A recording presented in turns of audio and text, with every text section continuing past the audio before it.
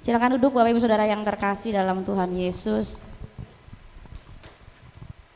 Puji Tuhan kalau pagi hari ini kita boleh dalam kondisi yang baik dan sehat semua karena anugerah Tuhan. Haleluya. Kok aminnya dikit ya Bapak Ibu ya? Ada amin di sini? Amin. Oke Bapak Ibu Saudara yang terkasih, kita mau sama-sama belajar kebenaran firman Tuhan pada pagi hari ini yang terambil dari Matius 5 ayat yang ke-7. Kita mau sama-sama buka Matius 5 ayat yang ke-7. Saya yakin sebenarnya kita hafal ya Bapak Ibu ya, tapi tidak ada salahnya dibuka saja. Matius 5 ayat 7 saya akan bacakan buat kita. Berbahagialah orang yang murah hatinya karena mereka akan beroleh kemurahan. Diberkatilah kita yang mendengar kebenaran firman ini dan melakukannya dalam kehidupan kita. Berbahagialah orang yang murah hatinya karena mereka akan beroleh kemurahan. Bapak Ibu, konteks ayat ini adalah salah satu bagian dari 9 ucapan bahagia yang Yesus sampaikan kepada para muridnya dan kepada para pengikutnya yang mengikuti dia pada saat itu. Kalau kita lihat di Matius 5 sampai Matius yang ke-7 itu berbicara tentang khotbah Yesus di bukit.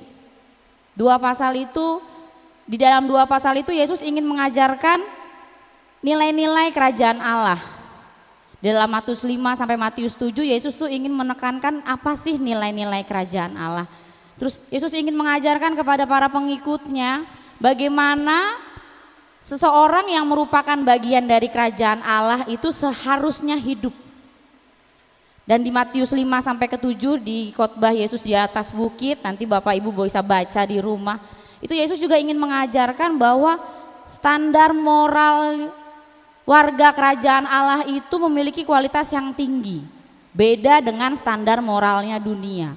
Yesus ingin mengajarkan bahwa standar moral tinggi ini harus berbeda dengan dunia, dengan hidup yang murah hati, dengan hidup penuh dengan belas kasihan, hidup yang bersukacita, hidup yang berkeadilan. Jadi ada standar moral tinggi yang Yesus ingin sampaikan kepada para pengikutnya. Dan Yesus juga ingin sampaikan kepada kita Bapak Ibu Saudara yang terkasih dalam Tuhan Yesus. Judul yang diberikan kepada saya pada hari ini adalah mengembangkan kemurah hatian. Murah hati. Bapak Ibu, murah hati dalam bahasa Yunaninya itu adalah elemones. Elemones ini kalau diterjemahkan dalam bahasa kita itu artinya penuh dengan belas kasihan. Penuh dengan kasih sayang. Kebaikan yang aktif yang kita berikan kepada orang lain. Itu menurut bahasa Yunani. Bapak Ibu Saudara,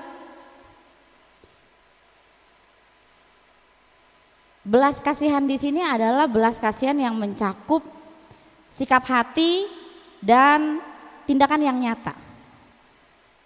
Jadi kalau kita ngomong murah hati, pasti kita akan berbicara tentang belas kasihan.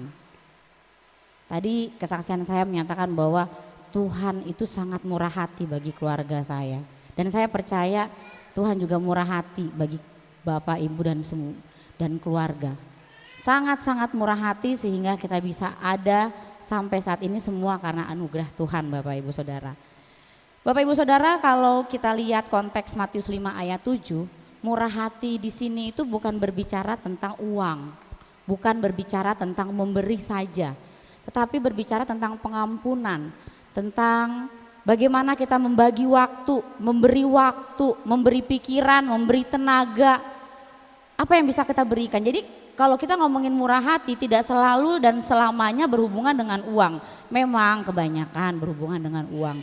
Tapi pengampunan, waktu, tenaga, pikiran juga itu termasuk dalam murah hati Bapak Ibu Saudara yang terkasih. Jadi kalau bisa diringkas murah hati itu apa? Murah hati itu adalah love in action. Kasih yang dinyatakan. Jadi orang bisa mengatakan aku mencintai kamu, aku mengasihi kamu itu kan dengan bukti, bukan janji. Ya apalagi kemarin kita baru ngerasain tuh hari Valentine gitu ya, hari kasih sayang. Mana kalau kita mengatakan kita mengasihi atau kita mencintai seseorang atau pasangan kita, nggak cuma di mulut aja tapi dinyatakan. Itu kan ya Bapak Ibu Saudara. Karena apa? Karena itu kasih. Jadi murah hati di sini adalah kasih yang harus kita nyatakan dalam kehidupan kita. Orang yang murah hati adalah orang yang menunjukkan belas kasihan dan pengampunan kepada orang lain karena itu mencerminkan sifatnya Tuhan.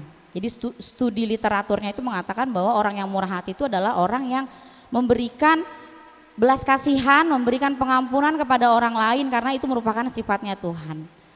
Lalu ada juga yang mengatakan bahwa murah hati itu adalah sifat seseorang yang memberi atau berbagi kepada orang lain tanpa imbalan.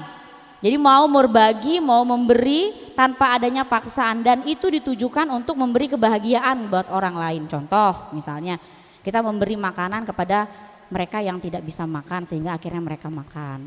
Kita memberi pakaian yang masih layak buat orang-orang yang tidak punya pakaian supaya mereka tidak telanjang.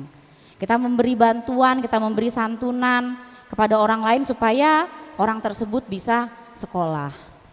Itu arti kata dari murah hati Bapak Ibu. Kalau kita belajar bahasa Indonesia ada yang namanya antonim sama sinonim gitu kan ya. Kalau murah hati itu berarti sama dengan belas kasihan, sama dengan dermawan. Berarti kalau antonimnya apa Bapak Ibu? Kalau saya lihat tadi pagi antonimnya apa sih, ternyata murah hati. Ternyata murah hati itu antonimnya medit, tulisannya di Google, Mbah Google tuh medit. Mungkin bahasa lainnya pelit. Itu apa sih? Sifat seseorang yang enggan memberikan, yang enggan berbelas kasihan, yang enggan berbagi kepada orang lain walaupun sebenarnya dia itu mampu. Itu arti dari kata medit, pelit ini. Jadi lawannya murah hati itu ada pada kata-kata pelit, ada pada kata-kata medit, mungkin ada lagi kikir gitu ya, banyak sekali.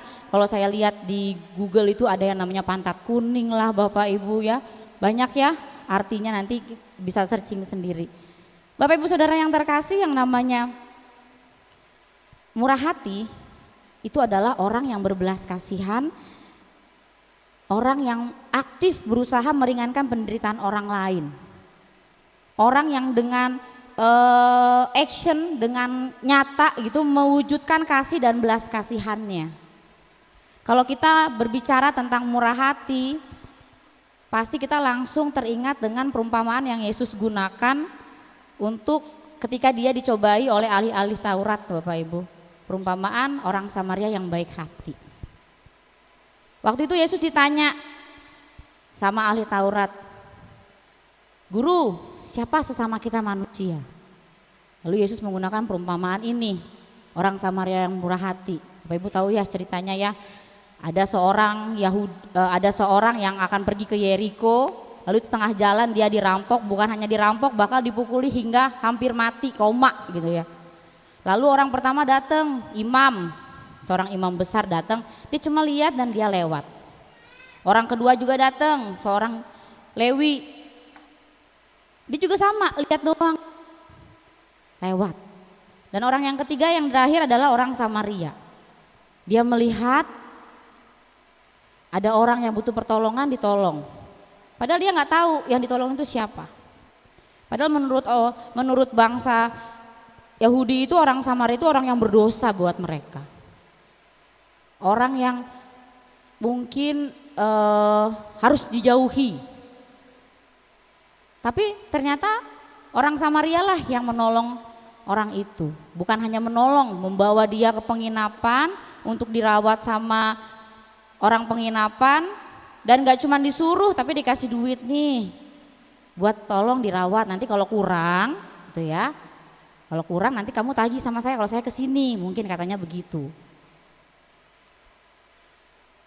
Nah, dari perumpamaan yang Yesus gunakan untuk menyatakan siapa sesama kita manusia, berarti gelar anak-anak Allah yang murah hati jatuhnya kepada siapa Bapak Ibu? Jatuhnya kepada siapa? Gak mungkin kepada imam, gak mungkin kepada orang Lewi, pasti jatuhnya kepada orang Samaria. Padahal kita tahu imam dan orang Lewi itu adalah orang-orang yang tahu hukum Taurat, yang tiap harinya adanya di bait Allah. Tahu kalau mereka tuh harus menolong sesama. Tapi kenapa Yesus menggunakan perumpamaan ini? Sebenarnya Yesus mau mengajarkan sebenarnya bahwa ini tuh perumpamaan yang ada di lapangan, kenyataan yang di lapangan tuh kayak gini. Kamu tahu firman Tuhan, kamu tahu hukum Taurat, tapi kamu nggak jalanin. Ini kenyataan di lapangan yang Yesus mau sampaikan kepada bangsa Yahudi pada saat itu dan kepada kita. Kita tahu firman Tuhan, siapa sesama kita. Tapi yang kita lakukan adalah kita hanya murah hati kepada orang yang kita kenal. Orang yang mungkin satu kelas dengan kita, orang yang sering dukung kita, yang sering menyapa kita. Kita nggak nolong orang yang kita nggak kenal. Buat apa saya nolong dia? Saya nggak kenal. Saya pernah punya, bukan pernah punya teman ya, sekarang masih juga punya teman. Teman saya bilang begini, waktu itu teman saya lahiran. Saya lupa, lahiran kalau nggak salah lahiran. Terus saya bilang, ayo kita nengokin. Ayo. Terus saya bilang gini, kita mau kasih apa ini? Saya bilang gitu kan. Kita kan bukan wajib ya hukumnya ya. Maksudnya kalau kita mau nengok seseorang gitu kan pasti ada satu oleh-oleh atau buah tangan yang kita bawa. Kalau saya sukanya begitu Bapak Ibu. Saya nggak mau ucuk-ucuk, sebenarnya sih nggak apa-apa ucuk-ucuk ke sana nggak bawa apa-apa, bawa doa ya nggak apa-apa. Cuman kalau saya nggak mau, saya harus bawa sesuatu. Terus saya tanya sama teman saya, ayo kita bawa apa nih? Nggak usah, lah kenapa? Saya bilang, dia aja waktu gue lahiran nggak ngasih apa-apa. Waduh, saya bilang begitu, kok dibales? Terus saya bilang, ya kalau mau ngasih aja, nggak usah mikir-mikirin yang lalu, biarin aja. Ya itu udah gue nggak mau ngasih. Emang lo mau ngasih apa? Nggak tahu, saya bilang gitu. Ya mentok-mentok paling kalau nggak ngasih ya buat beli susu, saya bilang begitu. Ternyata Bapak Ibu ada di dunia ini, di sekitar kita tuh ada yang seperti ini. Dan teman saya itu adalah orang yang tahu firman Tuhan, paham beneran firman Tuhan. Ya sebenarnya memang orang yang mau kita jenguk itu juga nggak berharap apa-apa, dia juga senang sebenarnya ya. Tapi saya dari belajar dari kata-katanya dia. Saya itu tergugah dengan omongan suami saya beberapa tahun yang lalu. Saya sempat ditegur waktu saya belum lahir baru Bapak Ibu ya. Sama namanya ibu-ibu gitu ya, pengennya dapat balas timbal balik gitu. Saya punya keponakan. Mungkin ada yang kenal kali ya. Saya punya keponakan. Terus jadi setiap dia ulang tahun mungkin ya namanya anak kecil pengen gitu ya dikasih hadiah gitu ya. Saya kasih tuh dia hadiah terus tuh. Wah anaknya banyak, saya kasih hadiah. Giliran anak saya ulang tahun, saya gak pernah dikasih hadiah. Terus anak saya ngomong, mama aku gak pernah dikasih hadiah. Ya udah gak apa-apa kan mama yang kasih. Tapi setiap tahun terus seperti itu Bapak Ibu. Berarti kan itu kan kebiasaan ya, saya pikir gitu. Akhirnya saya bilang gini, sayang, saya kan masih manggil sayang. Sayang, aku bukannya gak mau ngasih hadiah ya, tapi kok kayaknya aku ngasih hadiah. Tapi kalau anak lama dapat ulang tahun kok gak pernah dikasih hadiah. Terus suami saya ngomong begini, namanya orang lapangan ya mulutnya tuh gak ada ayakannya kadang ya. Dia ngomong gini, kalau kamu mau ngasih, kalau kamu gak mau ngasih gak usah. Saya langsung dup, iya ya. Terus dia bilang, lo gak bisa jadi pendeta lo kalau lo masih kayak gitu. Dup, waduh Tuhan Yesus saya kaget. Saya digituin sama suami saya. Emang kadang dia mulutnya itu tuh luar biasa Bapak Ibu. Kadang suka gak ada ayakan karena orang lapangan memang begitu. Untuk ketemu istri yang seperti ini gitu. Jadi jarang sakit hati, walaupun pernah sakit hati tapi jarang. Karena saya tahu peraganya tuh seperti apa. Dan dari kata-katanya dia saya belajar, oh iya ya. Kalau saya mau kasih tulus. Gak usah mikirin ke depannya seperti apa, dia bisa balas enggak sama saya. Tuhan aja ngasih saya napas gratis. Tuhan gak minta balasan dari saya. Dia kasih gratis, tis. Kok saya hitung-hitungan sama Tuhan. Nah dari situ saya belajar kalau saya ngasih sama orang, ngasih sesuatu, memberikan sesuatu, berbelas kasihan dengan orang lain, saya nggak akan bahas dan saya nggak akan ingat. Saya belajar, saya ditegur firman Tuhan bukan dari gereja, tapi dari orang yang istilahnya yang bisa dibilang tingkat rohaninya dia dengan saya tuh jauh gitu ya Bapak Ibu ya. Tapi saya ditegur sama dia. Dan puji Tuhan itu merubah saya hingga saat ini. Bapak Ibu Saudara yang terkasih, murah hati itu adalah orang yang mau aktif memberikan kebaikan, belas kasihan atau meringankan penderitaan orang lain tanpa paksaan dan mengharapkan imbalan. Itu yang namanya murah hati. Dalam perumpamaan yang Yesus gunakan orang Samaria yang baik hati, kita belajar bahwa Yesus tuh maunya Yesus tuh ingin agar kita itu berbelas kasihan kepada orang. Baik itu dia kenal Tuhan maupun dia nggak kenal Tuhan. Kalau kita sebagai orang-orang yang kenal Tuhan, murah hati, baik hati sama orang yang sesama kenal Tuhan, buat apa ajaran Yesus tentang perumpamaan ini? Bapak Ibu Saudara yang terkasih, kalau kita lihat di Amsal 19 ayat 17 Bapak Ibu. Mari kita buka Amsal 19 ayat yang ke-17. Dikatakan, siapa menaruh belas kasihan kepada orang yang lemah, memiutangi Tuhan yang akan membalas perbuatan itu. Siapa yang berbelas kasihan kepada orang yang lemah, memiutangi Tuhan. Jadi utang ya, Tuhan yang berhutang dengan kita. Tuhan yang berhutang dengan kita karena kita menolong orang lemah. Kita berbelas kasihan kepada orang lemah. Bapak Ibu Saudara yang terkasih, firman Tuhan mengatakan berbahagialah orang yang berbelas kasihan kepada orang lain, karena itu yang berkenan di hadapan Tuhan. Itu firman. Teori gampang, prakteknya susah, benar ya? Saya ini kan semenjak saya pindah ke Cakung tuh saya dipercaya ngajar kelas 6 Bapak Ibu. Kalau kelas 6 itu kan biasanya di ujian akhir itu ada ujian praktek. Kalau saya sebagai guru kelas 6, saya itu cuma bisanya teori. Ngajarin ini, buka YouTube, ini loh nih besok seni rupa, besok ujian, kebetulan Senin itu ujian seni rupa. Besok itu bikin yang namanya bunga dari sedotan, dari barang bekas bunga dari sedotan. Gurunya bisa, enggak saya nggak bisa, saya nggak terampil bikin-bikin kayak gitu. Makanya saya kuliah matematika karena saya tahu otak saya tuh nggak terampil untuk hal-hal itu. Jadi pas ketika anak-anak bikin, kemarin kan sempat latihan dia bikin, ada yang nanya sama saya, Bu gimana cara bikin daun? Saya samperin dulu tuh anak yang pinter, namanya Safa Amelia biasanya, Meng, apa Bu? Coba ajarin Bu Guru gimana bikinnya. Saya tanya, karena saya tahu teorinya doang, prakteknya saya nggak bisa, susah. Dan itu Bapak Ibu, kita tahu firman Tuhan tapi kita susah mempraktekkan dalam firman Tuhan. Firman Tuhan itu dalam kehidupan kita. Bapak Ibu Saudara yang terkasih, tindakan kasih itu butuh iman. Kalau kita memberi, kita berbagi, kita berbelas kasihan itu butuh iman, butuh keluasan hati. Ya tadi yang saya ditegur sama suami saya, butuh keluasan hati buat kita memberi. Butuh iman ketika kita memberi. Karena apa? Karena kita tahu firman Tuhan mengatakan siapa yang menabur dia akan menuai. Amin. Itu iman. Jadi kalau Bapak Ibu Saudara memberi, menabur, berarti Bapak Ibu tuh beriman. Iman percaya kalau kita memberi, kita menabur, kita pasti akan menuai. Bapak Ibu siapa yang percaya di sini Tuhan kita Tuhan yang kaya? Amin. Tuhan yang kaya ya, kaya banget, dia aja menciptakan langit dan bumi dan segala isinya. Kira-kira Tuhan perlu gak duit kita? Enggak. Tuhan tuh gak butuh duit kita Bapak Ibu. Yang Tuhan butuh cuma apa? Ketaatan kita. Mau gak sih kita taat?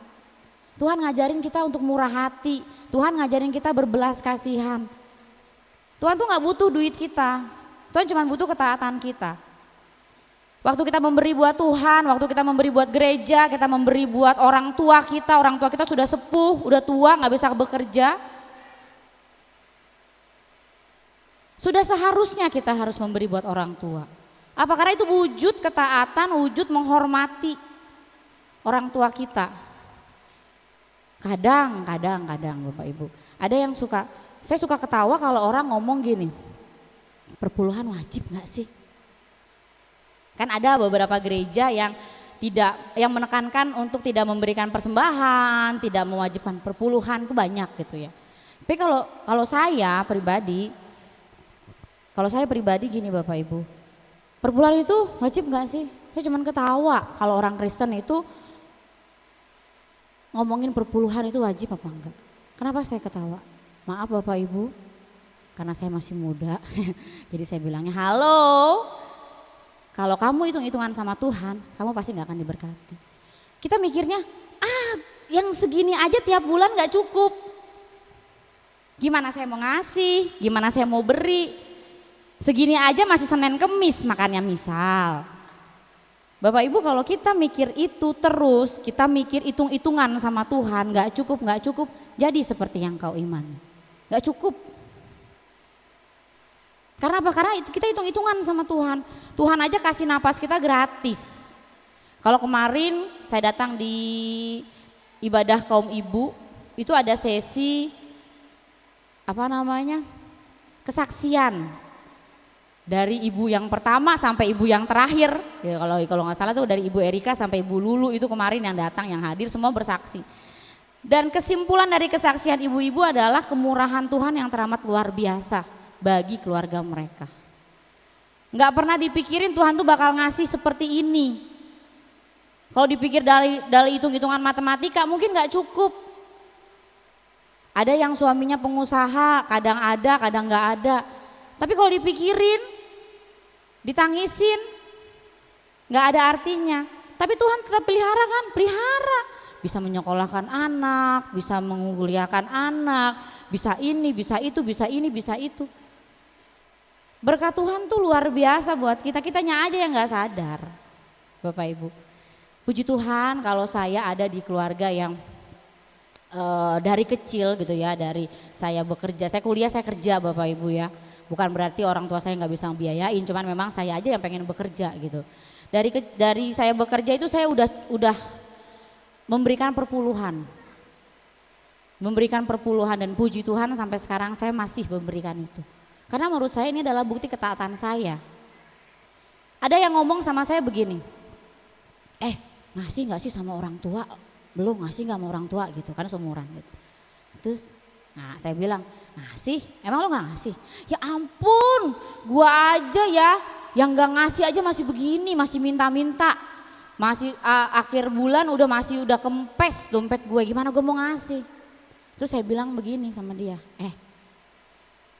gue aja nih ya mau gajinya segini tetap habis. Bener ya, mau dikasih gaji 4 juta, 5 juta, 10 juta, 20 juta, 30 juta tetap habis.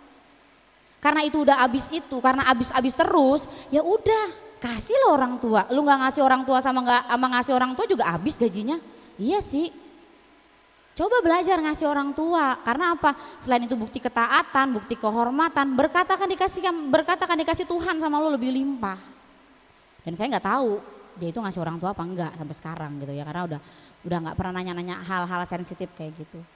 Jadi anak muda yang udah kerja, yang punya orang tua yang tidak bekerja, di rumah yang sudah sepuh, yang tidak ada penghasilan, mungkin orang tua nggak berharap kita ngasih gitu ya, pasti nggak berharap kita ngasih.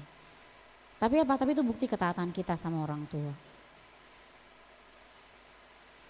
Berilah maka kamu akan diberi.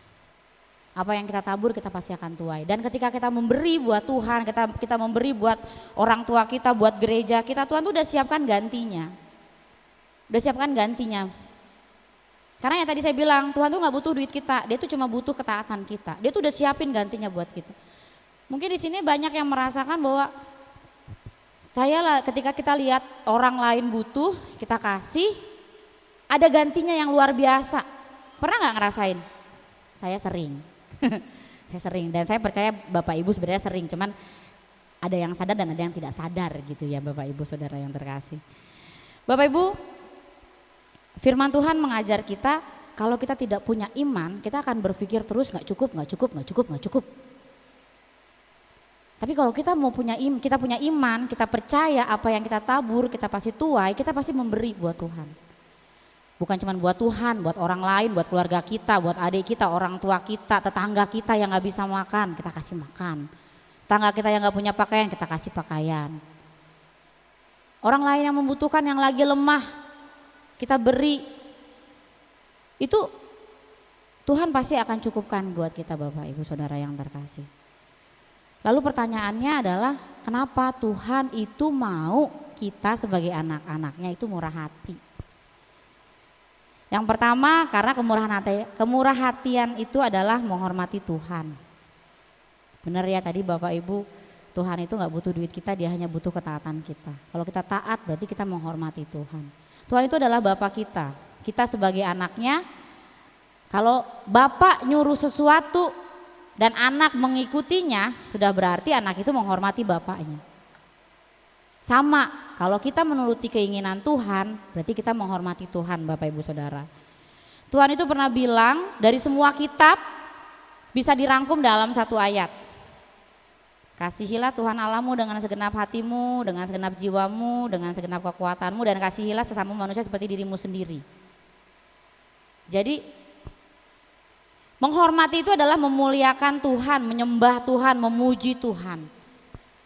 Bapak Ibu Saudara, kenapa Tuhan ingin kita murah hati? Kalau kita lihat di Matius 5 Bapak Ibu, Matius 25 ayat yang mulai dari ayat yang ke-31 sampai ayat yang ke-46. Itu berbicara tentang penghakiman terakhir. Di situ dikatakan bahwa ketika Tuhan datang ke dunia untuk menghakimi orang-orang, dia akan memisahkan yang mana domba, yang mana kambing. Kalau Bapak Ibu lihat di konteks itu, domba akan ditaruh di sebelah kanan, kambing akan taruh di sebelah kiri. Dipisahkan satu-satu, mana yang domba, mana yang kambing. Lalu sebelah kanan itu domba, Tuhan akan bilang, pergilah ke kerajaan yang telah disiapkan buat kamu. Karena ketika aku lapar, kamu kasih makan aku. Ketika aku haus, kamu kasih minum aku. Ketika aku telanjang, kamu kasih aku pakaian. Ketika aku sakit, kamu melawat aku. Terus domba-domba itu bingung, kapan saya kasih? Mungkin visualisasinya modern begitu ya Bapak Ibu ya. Kapan saya kasih? Kapan engkau lapar saya kasih makan, kapan engkau haus saya kasih minum, kapan engkau telanjang saya kasih baju. Mungkin kata dombanya begitu. Dulu waktu kamu hidup di dunia, saudara kamu yang kelaparan kamu kasih makan, saudara kamu yang haus kamu kasih minum, kamu kasih pakaian, kamu lawat, kamu kunjungi, kamu tolong dia. Itu kamu lagi nolong aku. Terus si domba-dombanya, iya, hore. Terus sama yang kambing yang di sebelah kiri, pergilah ke api yang menyala-nyala yang telah disiapkan untuk iblis dan malaikat-malaikatnya. Karena ketika aku lapar, kamu tidak kasih makan aku. Ketika aku haus, kamu gak kasih minum aku. Ketika aku sakit, kamu gak jenguk aku. Ketika aku gak telanjang, kamu gak kasih pakaian aku. Terus si kambingnya juga nanya, kapan? Kapan engkau lapar? Kapan engkau haus? Kita gak tahu.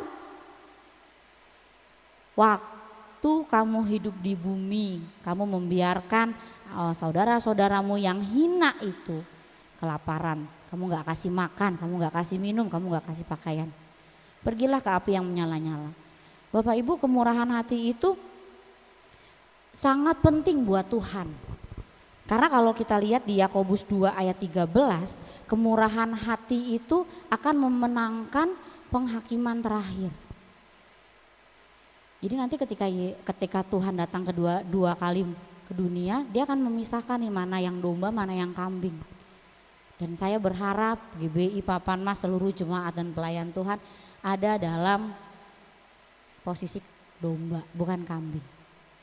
Yang dibawa bersama-sama Tuhan tinggal dalam kerajaannya yang luar biasa. Amin. Bapak Ibu Saudara yang terkasih, yang kedua, kemurahan hati itu membawa kita untuk lebih dekat dengan Tuhan. Bapak Ibu, kalau sekarang lagi booming emas, harganya naik, benar ya? Yang punya emas ibu-ibu senang karena harganya naik gitu ya. Senang yang biasa, yang dulu cuman beli 500.000 sekarang udah 1 gramnya berapa, 1,6 ya, 1,6. Seneng gitu, waduh senengnya luar biasa. Tapi kalau nanti emasnya turun kira-kira apa ibu-ibu? Sedih. Kenapa? Karena di mana hartamu berada di situ hatimu berada. Ya, jadi di mana harta kita berada kita tuh dekat, hati kita tuh dekat dengan dengan harta itu Bapak Ibu Saudara. Jadi kalau kita memberi untuk Tuhan, untuk gereja, untuk keluarga kita atau untuk orang yang miskin, yang hina, kalau dikatakan di Alkitab yang hina, kita memberi dengan murah hati, itu artinya bahwa kita itu semakin dekat dengan Tuhan. Siapa tahu waktu kita memberi gitu ya, memberi buat orang lain, itu saudaranya Tuhan. Itu anaknya Tuhan. Dan sudah dipastikan ketika kita memberi seperti itu kita akan menjadi dekat dengan Tuhan. Dan yang terakhir Bapak Ibu, yang ketiga, kenapa Tuhan itu ingin kita murah hati? Karena kemurahan hati itu bisa membuat kita serupa dengan Kristus. Lukas 6 ayat 36, kita mau sama-sama baca Bapak Ibu. Lukas 6 ayat yang ke-6, belum tampil ya, oke. Lukas 6 ayat yang ke-6, demikian bunyi firman Tuhan. Sorry. Lukas 6 ayat 36 Bapak Ibu, Lukas 6 ayat 36. Hendaklah kamu murah hati sama seperti Bapamu adalah murah hati.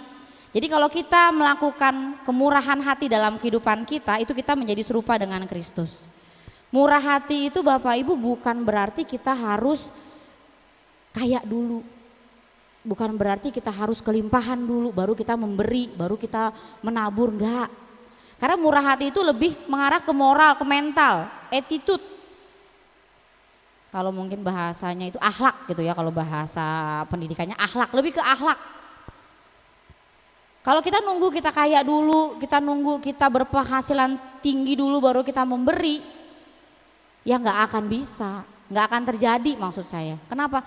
Karena firman Tuhan mengatakan jika kamu setia kepada perkara kecil, kemarin Pak Lulu khotbahnya begitu ya. Kalau kamu setia pada perkara kecil, kamu akan dikasih perkara besar. Lagi gaji kita misalnya yang 5 juta aja kita nggak bisa memberi. Bagaimana kita mau dikasih gaji 15 juta? Gaji kita 20 juta aja kita nggak bisa memberi, nggak bisa berbelas kasihan kepada orang. Gimana kita mau dikasih gaji 500 juta? Dari hal kecil mentalnya aja kita nggak punya Bapak Ibu. Bagaimana Tuhan mau memberkati? Jadi kadang sadar nggak sadar, kok Tuhan aku tuh stuck di sini-sini aja ya, kenapa? Bisa jadi kemurahan hati itu masih low. Saya mulailah dari hari kecil, bukan saya sombong ya Bapak Ibu ya, saya itu mungkin merasa kasihan gitu ya. Setiap saya order Gojek atau Grab, pasti kan selalu ada kasih tip ya. Sempat suami saya bilang begini, kalau gua mah mau jadi tukang ojek lu. Lah kenapa? Saya bilang gitu, karena seumuran jadi ngomongnya lu gue Bapak Ibu ya. Iya abis udah dibayar nih pakai OVO, ntar dikasih tunai buat tips. Dan tipsnya itu nggak cuma 5.000. Kalau saya lihat orangnya kasihan gitu ya Bapak Ibu, saya kasih tuh 15.000, 20.000. Tukang pizza, kalau datang ke rumah saya kasih 20.000. Kenapa? Karena saya masih rasa kasihan. Dan suami saya bilang begitu. Tapi puji Tuhan Bapak Ibu, dan itu nggak membuat saya nggak punya. Mulai dari hal-hal kecil. Bukannya kita belagu, kita kaya, enggak. Siapa yang bilang saya kaya? Saya nggak kaya Bapak Ibu. Tapi orang lain bilang saya kaya, amin, saya cuma bilang gitu. Orang kantor saya bilang, Elizabeth mah kaya, amin, saya bilang begitu. Orang tuh bilang saya kaya, saya tuh bukan kaya, karena tuh saya tuh royal gitu loh Bapak Ibu. Eli gue lapar nih, beliin dong makan, ayo makan.